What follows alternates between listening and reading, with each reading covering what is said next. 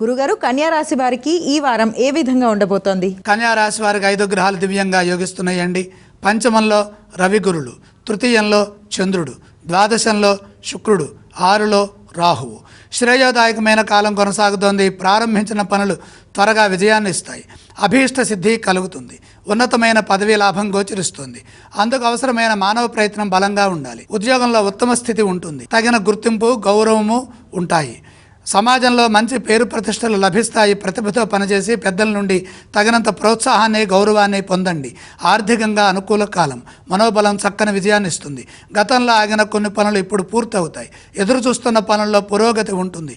భూగృహ వాహనాది యోగాలు సానుకూల ఫలితాన్ని ప్రసాదిస్తాయి. ఏకాగ్రతతో పనిచేయడం ద్వారా వ్యాపారంలో ఎదురయ్యే ఆటంకాల నుండి బయటపడతారు. సమయస్ఫూర్తిని ప్రదర్శించడం ద్వారా వ్యాపారంలో మంచిని పొందుతారు. అదృష్టవంతులతో పరిచయం ఏర్పడుతుంది.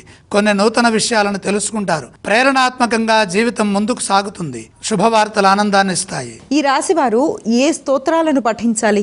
కన్యా రాశి వారు మహాలక్ష్మి అమ్మవారిని స్మరించడం మంచిది. ఏ ఆలయాలను సందర్శిస్తే శుభ ఫలితాలు కలుగుతాయి?